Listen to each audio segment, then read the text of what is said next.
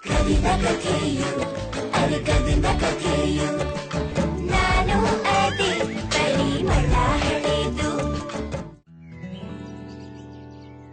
Ready and action.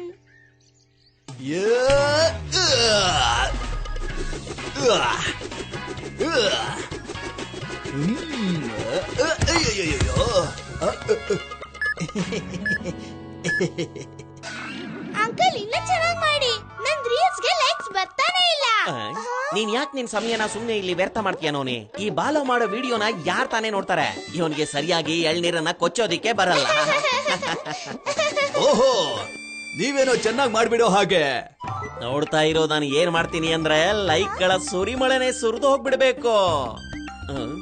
ದೊಡ್ಡದಾಗ್ ಬಂದ್ಬಿಟ್ಟ ಸುರಿಮಳೆನ್ ಸುರ್ಸೋದಿಕ್ಕೆ. ನೀವೆಲ್ಲ ಇಲ್ಲಿ ಏನ್ ಮಾಡ್ತಾ ಇದ್ದೀರಾ?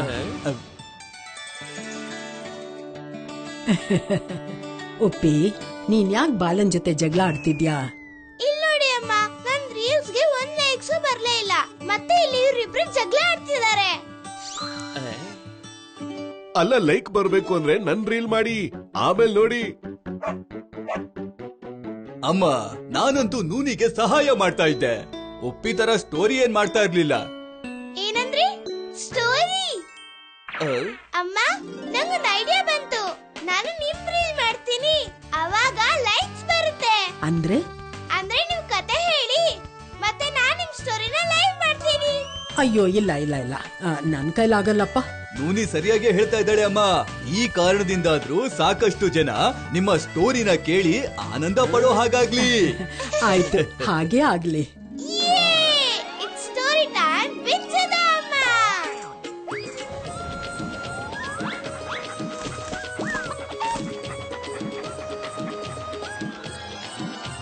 The selfish groom. ಉಡಾಂಕ ವಿಜಯನಗರದಲ್ಲಿ ತುಂಬಾ ದೊಡ್ಡ ವ್ಯಾಪಾರಿಯಾಗಿದ್ದ.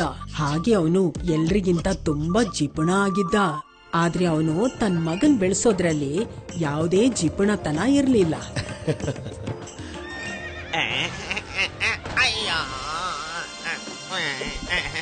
ಅದ್ ಹೇಗಂದ್ರೆ ಒಬ್ಬ ರಾಜ್ಕುಮಾರನ್ ತರ ಪ್ರೀತಿಯಿಂದ ಬೆಳೆಸಿದ್ದ. ಮಗ ಅಂದ್ರೆ ಅವನಿಗೆ ತುಂಬಾ ಇಷ್ಟ.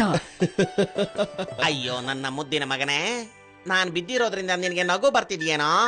ಹಾಗಾದ್ರೆ ನಾನು ಮತ್ತೆ ಬೀಳ್ತೀನಿ ನೋಡೋ.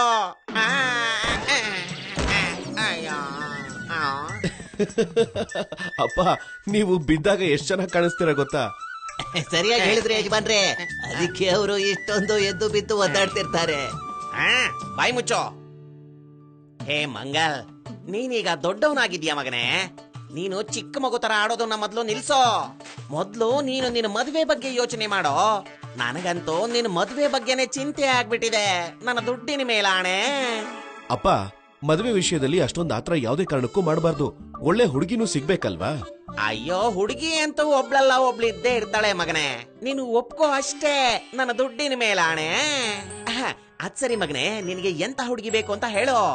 ಎಂತ ಹುಡುಗಿ ಬೇಕು ಅಂದ್ರೆ ಅವಳು ತುಂಬಾ ಬುದ್ಧಿವಂತೆ ಆಗಿರ್ಬೇಕು. ನಮಗ್ ಬರೋ ದುಡ್ಡನ್ನೆಲ್ಲ ತುಂಬಾ ಚೆನ್ನಾಗಿ ಲೆಕ್ಕ ಹಾಕ್ಬೇಕಾಗತ್ತೆ. ಒಂದ್ ವೇಳೆ ಹುಡುಗಿ ಖರ್ಚು ಮಾಡೋಳಾಗಿದ್ರೆ ನಮ್ಮ ದುಡ್ಡನ್ನೆಲ್ಲ ಖರ್ಚು ಮಾಡ್ಬಿಡ್ತಾಳ ಅಷ್ಟೇ. ಇದ್ರ ಬಗ್ಗೆ ನಾನು ಯೋಚನೆನೆ ಮಾಡಿರ್ಲಿಲ್ವಲ್ಲೋ. ಅಯ್ಯೋ ನನ್ನ ಮಗನೇ, ನೀನಂತೂ ತುಂಬಾ ಬುದ್ಧಿವಂತ ಆಗ್ಬಿಟ್ಟಿದ್ಯಲ್ಲೋ. ಆದ್ರೆ ಮಗನೇ, ಅಂತ ಹುಡುಗಿ ನಮಗೆ ಎಲ್ಲ ಸಿಗ್ತಾಳಪ್ಪ? ನನ್ನ ದುಡ್ಡಿನ ಮೇಲಾಣೆ. ದುಡ್ಡಿನ ಮೇಲೆ ಆಣೆ ಅಲ್ಲಪ್ಪ, ಇಡೀ ಊರನ್ನ ಹುಡುಕ್ಬೇಕಾಗತ್ತೆ. ನಾನೇ ಸ್ವತಃ ಎಲ್ಲ ಕಡೆ ಹೋಗಿ ಹುಡುಕ್ತೀನಿ. ನನಗಂತೂ ನಂಬಿಕೆ ಇದೆ, ಖಂಡಿತವಾಗ್ಲೂ ನನಗೆ ಒಬ್ಬ ಒಳ್ಳೆ ಬುದ್ಧಿವಂತೆ ಹುಡುಗಿ ಸಿಕ್ಕೇ ಸಿಗ್ತಾಳೆ. ಹಾಗಿದ್ರೆ ಜೊತೆಲಿ ರಮಣನ್ನು ಕರ್ಕೊಂಡು ಹೋಗೋ.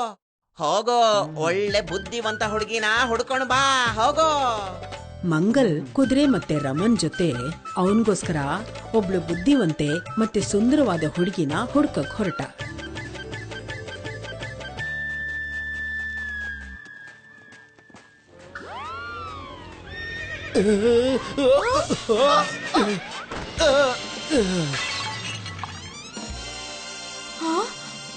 ಅಯ್ಯಯ್ಯೋ, ನೀವೇನ್ ಮಾಡಿದ್ರಿ? ನಿಮಗ್ ಕಣ್ ಕಾಣ್ಸಲ್ವಾ? ಕುದುರೆ ಓಡ್ಸಕ್ ಬರಲ್ಲ ಅಂದ್ರೆ ಯಾಕೆ ಅದ್ರ ಮೇಲೆ ಕೂತ್ಕೋತೀರಾ? ಆ ಹುಡುಗಿ ನೋಡಿದ ಕೂಡ್ಲೆ ಮಂಗಲ್ ಇಷ್ಟಪಟ್ಟ. ನಾನ್ ಮದ್ವೆ ಅಂತ ಆದ್ರೆ ಇವಳನ್ನೇ ಮದ್ವೆ ಆಗೋದು ಅಂತ. ಆದ್ರೆ ಅದಕ್ಕಿಂತ ಮುಂಚೆ ಅವನು ಒಂದ್ ವಿಷಯ ತಿಳ್ಕೋಬೇಕಿತ್ತು. ಆ ಹುಡುಗಿ ಬುದ್ಧಿವಂತಳೋ ಇಲ್ವೋ ಅಂತ. ಆ ಹುಡುಗಿ ನೀನು ನಿಜವಾಗ್ಲೂ ತುಂಬಾ ಸುಂದರವಾಗಿದ್ಯಾ. ನಾನ್ ನಿನ್ನನ್ನ ಮದುವೆ ಆಗ್ಬೇಕು ಅಂತಿದ್ದೀನಿ. ನೋಡಕ್ಕೆ ನೀವು ಚೆನ್ನಾಗಿದ್ದೀರಾ, ಆದ್ರೆ ಮದ್ವೆ ಮಾಡ್ಕೋಬೇಕು ಅಂದ್ರೆ ನೀವು ಬಂದು ನಮ್ಮ ಅಪ್ಪನ ಹತ್ರ ಮಾತಾಡ್ಬೇಕು. ಖಂಡಿತವಾಗ್ಲೂ ಮಾತಾಡ್ತೀನಿ, ಆದ್ರೆ ಅದಕ್ಕೂ ಮುಂಚೆ ನನ್ನದೊಂದು ಷರತ್ತಿದೆ. ಆ ಷರತ್ತನ್ನ ನೀನು ಒಪ್ಕೋತೀಯ ಅಂತಂದ್ರೆ ಹೇಳು ನೋಡೋಣ. ಷರತ್ತ? ಏನೋ ಷರತ್ತು?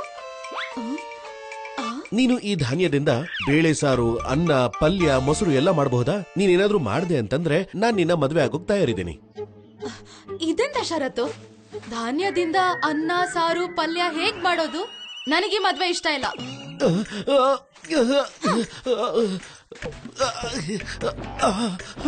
ಆದ್ರೆ ಮಂಗಲ್ಗೆ ಅರ್ಥ ಆಯ್ತು. ಇವನ್ ಹೇಳಿದ ಷರತ್ತು ಆ ಹುಡುಗಿಗೆ ಅರ್ಥ ಆಗಿಲ್ಲ ಅಂತ.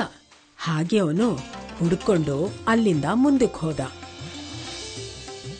ಹೀಗೆ ಮಂಗಲ್ ತುಂಬಾ ಹುಡುಗಿಯರ್ನ ಭೇಟಿ ಮಾಡ್ದ. ಆದ್ರೆ ಅವನ್ ಷರತ್ತಿಗೆ ಒಪ್ಕೊಳ್ಳೋಂತ ಹುಡುಗಿ ಅವನ್ಗೆ ಸಿಗ್ಲಿಲ್ಲ.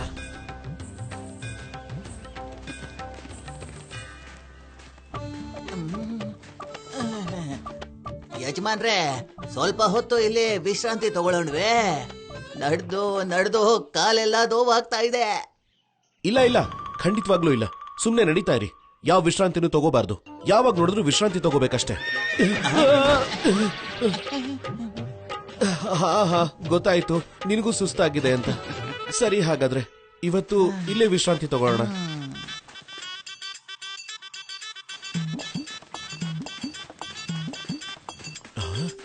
ಸ್ವಾಮಿಗಳೇ, ನಾವು ಯಾತ್ರೆ ಮಾಡಿ ತುಂಬಾ ಸುಸ್ತಾಗಿದ್ದೀವಿ. ಇವತ್ತೊಂದಿನ ಇಲ್ಲೇ ಉಳ್ಕೋಬಹುದಾ? ಆರಾಮಾಗಿ ಉಳ್ಕೋಬಹುದು ಮಗು, ಆದ್ರೆ ನಮ್ಮನೇಲಿ ತಿನ್ನೋದಿಕ್ಕೆ ಏನು ಇಲ್ವಲ್ಲಪ್ಪ. ಇವತ್ತು ಒಲೆನೂ ಉರಿತಾ ಇಲ್ಲ. ಇಲ್ಲೇ ಉಳ್ಕೊಳ್ಳಿ.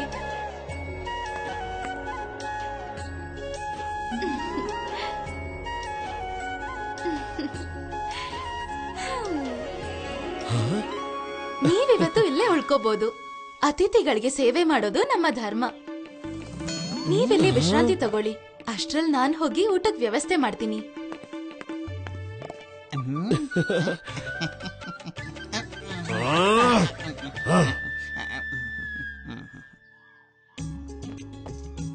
ಮಂಗಲ್ಗೆ ಮೋಹಿನಿ ತುಂಬಾನೇ ಇಷ್ಟ ಆದ್ಲು. ಯಜಮಾನ್ರೆ, ಈ ಹುಡುಗಿ ಅಂತೂ ತುಂಬಾನೇ ಚೆನ್ನಾಗಿದ್ದಾಳೆ. ಚೆನ್ನಾಗೇನೋ ಇದ್ದಾಳೆ, ಆದ್ರೆ ಇವಳು ಬುದ್ಧಿವಂತೆನಾ ಅಲ್ವಾ ಅಂತ ನಾನ್ ತಿಳ್ಕೋಬೇಕಲ್ವಾ? ಏ ಹುಡುಗಿ, ನಾನ್ ನಿನ್ನ ಮದುವೆ ಆಗ್ಬೇಕು ಅಂತಿದ್ದೀನಿ. ನೀನ್ ನನಗೆ ತುಂಬಾ ಇಷ್ಟ ಆಗಿದ್ಯಾ.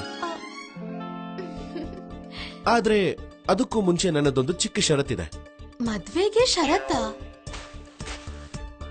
ನೀನ್ ಈ ಚೀಲದಲ್ಲಿರೋ ಧಾನ್ಯದಲ್ಲಿ ಬೇಳೆ ಸಾರು, ಅನ್ನ, ಪಲ್ಯ, ಮೊಸರು ಎಲ್ಲ ಮಾಡಬಹುದಾ? ನೀನೇನಾದ್ರೂ ಮಾಡೋ ಹಾಗಿದ್ರೆ ನಾನ್ ನಿನ್ನ ಮದುವೆ ಆಗ್ತೇನೆ. ಹಾ, ಖಂಡಿತ ಮಾಡ್ಕೊಡ್ತೀನಿ. ಇದಂತೂ ತುಂಬಾ ಸುಲಭ. ನೀವು ವಿಶ್ರಾಂತಿ ತಗೊಳ್ಳಿ. ಅಷ್ಟ್ರಲ್ಲಿ ನಾನು ಎಲ್ಲಾನು ತಯಾರು ಮಾಡ್ಕೊಂಡು ತಗೊಂಡ್ ಬರ್ತೀನಿ. ಮಂಗಲ್ ಮೋಹಿನಿ ಹೇಳಿದ ಮಾತನ್ ಕೇಳಿ ಆಶ್ಚರ್ಯಪಟ್ಟ. ಆದ್ರೆ ಅವನು ಪ್ರಯಾಣ ಮಾಡಿ ಸುಸ್ತಾಗಿದ್ದ. ನೋಡ್ತಾ ನೋಡ್ತಾ ಹಾಗೆ ಮಲಗ್ಬಿಟ್ಟ. ಹಾಗೆ ಸ್ವಲ್ಪ ಹೊತ್ತಾದ್ಮೇಲೆ ಮೋಹಿನಿನೇ ಬಂದು ಎಬ್ಬಸಿದ್ಲು. ಎದ್ದೇಳಿ, ಊಟ ತಯಾರಾಗಿದೆ. ಮಂಗಲ್ ಆಶ್ಚರ್ಯದಿಂದ ನೋಡ್ತಾನೆ. ಅವನ್ ಏನೇನ್ ಕೇಳಿದ್ನೋ ಅದನ್ನೆಲ್ಲ ಮೋಹಿನಿ ತಯಾರ್ ಮಾಡಿದ್ಲು. ಅಲ್ಲ, ನೀನಿದನ್ನೆಲ್ಲ ಹೇಗ್ ಮಾಡ್ದೆ? ಅದ್ ತುಂಬಾ ಸುಲಭ. ನಾನು ಧಾನ್ಯನ ಕುಟ್ಟಿ ಅದರಿಂದ ಅಕ್ಕಿನ ತಗೊಂಡೆ. ಅದ್ರಲ್ಲಿ ಅರ್ಧ ಅಕ್ಕಿನ ಇಟ್ಕೊಂಡು ಇನ್ ಮಿಕ್ಕಿರೋದ್ನ ಸಂತೆಲ್ ಮಾರ್ದೆ. ಆ ಮಾರಿದ ಹಣದಿಂದ ನಾನು ತರಕಾರಿ, ಬೇಳೆ, ಮೊಸರು, ಎಣ್ಣೆ ಎಲ್ಲಾನು ತಗೊಂಡೆ. ಮೋಹಿನಿಯ ಬುದ್ಧಿವಂತಿಕೆ ನೋಡಿ ಮಂಗಲ್ಗೆ ಖುಷಿ ಆಯ್ತು. ವಾ, ನೀನಂತೂ ನಿಜವಾಗ್ಲೂ ಬುದ್ಧಿವಂತನೆ. ನಾನು ನಿನ್ನನ್ನ ಮದುವೆ ಆಗ್ತೀನಿ. ಅದೇನೋ ಸರಿ. ಅದಕ್ಕಿಂತ ಮೊದ್ಲು ನನ್ನ ಆಸೆನೂ ತಿಳ್ಕೊಳ್ಳಿ. ನಾನ್ ನಿಮ್ ಜೊತೆ ಮದ್ವೆ ಆಗಲ್ಲ.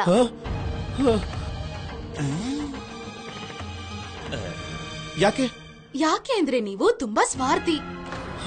ನೋಡಿ ನಿಮ್ ಕುದುರೆ ಪರಿಸ್ಥಿತಿ ಹೇಗಾಗಿದೆ. ಮತ್ತೆ ರಮನ್ನ ನೋಡಿ ಎಷ್ಟು ಸುಸ್ತಾಗಿದ್ದಾರೆ. ಅವರಿಬ್ರು ತುಂಬಾನೇ ಸುಸ್ತಾಗಿದ್ದಾರೆ. ಆದ್ರೆ ನೀವ್ ಅವ್ರ ಬಗ್ಗೆ ಯೋಚನೆನೇ ಮಾಡ್ತಿಲ್ವಲ್ಲ. ಆದ್ರೂ ನೀನು ಇದನ್ನೆಲ್ಲ ಮೊದ್ಲೇ ಯಾಕೆ ಹೇಳಲಿಲ್ಲ? ಯಾಕೆ ಅಂದ್ರೆ ನಾನು ಈ ಷರತ್ನ ಪೂರ್ತಿ ಮಾಡಲ್ಲ ಅಂತ ನಿಮ್ಗೆ ಅನ್ಸ್ಬಾರ್ದಲ್ವಾ, ಅದಕ್ಕೆ. ಅರ್ಥ ಆಯ್ತು. ನೀನು ನಿಜಾನೇ ಹೇಳ್ತಿದ್ಯಾ. ಆದ್ರೆ ನಾನ್ ಇನ್ಮೇಲಿಂದ ಹೀಗೆಲ್ಲ ಮಾಡೋದಿಲ್ಲ. ಮೋಹಿನಿ ಹೇಳಿದ ಮಾತನ್ ಕೇಳಿ ಮಂಗಲ್ ಬೇಜಾರ್ ಮಾಡ್ಕೊಂಡಿದ್ದ. ಆದ್ರೆ ಅವನ್ ಮಾಡಿದ ತಪ್ಪಿನ ಅರಿವು ಅವನು ಗೊತ್ತಾಯ್ತು. ಅವನ್ ಹಾಗೆ ಯೋಚನೆ ಮಾಡ್ತಾ ಏನು ಮಾತಾಡದೆ ಅಲ್ಲಿಂದ ಹೊರಟೋದ. ಹಾಗೆ ಕೆಲವು ದಿನಗಳ ನಂತರ ಎತ್ತಿನ ಗಾಡಿಲಿ ಹೋಗ್ತಿದ್ದ ಮೋಹಿನಿ ಮಂಗಲ್ ಪ್ರೀತಿಯಿಂದ ತನ್ನ ಕುದುರೆಗೆ ತಿನ್ನಿಸ್ತಾ ಇದ್ದಿದ್ದನ್ನ ನೋಡಿದ್ಲು.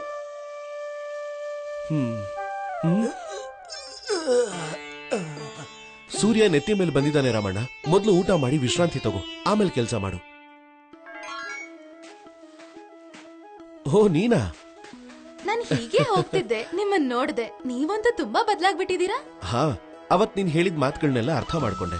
ಇದಂತೂ ತುಂಬಾ ಒಳ್ಳೆ ವಿಷಯ. ಹಾಗಾದ್ರೆ ಈಗ ನೀನ್ ನನ್ನ ಮದುವೆ ಆಗ್ತೀಯಾ? ಮಂಗಲ್ ತುಂಬಾನೇ ಬದ್ಲಾಗಿದ್ದ. ಅದಕ್ಕೆ ಮೋಹಿನಿ ಅವನನ್ನ ಮದ್ವೆ ಮಾಡ್ಕೊಂಡ್ಲು. ಅದಾದ್ಮೇಲೆ ತನ್ನ ಬುದ್ಧಿಶಕ್ತಿಯಿಂದ ಒಡಾನ್ಕ ಮತ್ತೆ ಮಂಗಲ್ ಹತ್ರ ಇದ್ದಿದ್ದ ದುಡ್ಡನ್ನ ತುಂಬಾ ಜೋಪಾನವಾಗಿ ನೋಡ್ಕೊತಾ ಇದ್ಲು. ಅಮ್ಮ ಇಲ್ಲೋಡಿ, ಅಲ್ಲಿ ಮಂಗಲ್ಗೆ ಮೋಹಿನಿ ಸಿಕ್ಕಿದ್ಲು, ಇಲ್ಲಿ ನಮ್ಗೆ ಲೈಕ್ ಸಿಕ್ತು. If you like this video, subscribe to our channel Murthy Media. ಮಾತು ಮಾತಲ್ಲಿ ತಕ್ಷಣ ಬೀಳುತ್ತೆ ಹನಿಯು, ಅದುವೆ ಪಿಸು ಮಾತಲ್ಲಿ ಸಂಪೂರ್ಣ ನಿಜವಾದ ಕಥೆನು ಹೇಳಲು ಬಂದೆ ಈಗ ಸಿಹಿ ಕಹಿ ರುಚಿಗಾಗಿ. ಮಗು ನಾನು ಚೂಟಿ ಅಜ್ಜಿ ಮುತ್ತಜ್ಜಿ, ಮಗು ನಾನು ಚೂಟಿ ಅಜ್ಜಿ ಮುತ್ತಜ್ಜಿ. ಕವಿದ ಕಥೆಯು ಅರೆ ಕವಿದ ಕಥೆಯು, ನಾನು ಅದೇ ಪರಿಮಳ ಹಳೆದು. ಕಿಂಚಿತ್ತು ಮಾತಲ್ಲಿ ಕಟು ಸತ್ಯ ಹೇಳ್ತೀನಿ, ಗಾಳಿ ಆಗಿ ಬೀಸಿ ಒಂದು ಕಿಟಕಿ ತೆರಿತೀನಿ. ಬೆರಳನ್ನು ಹಿಡಿದು ಜೊತೆಯಾಗಿ ನಡೆವೆ, ದಟ್ಟಣೆಯ ಕತ್ತಲಲ್ಲಿ ಮಿಸುಕಾಗಿ ಉರಿವೆ. ಅಂಗಳದ ಮಣ್ಣಲ್ಲಿ ಪರಿಮಳ ಮನದಲ್ಲಿ ಕವಿದ ಕಥೆಯು.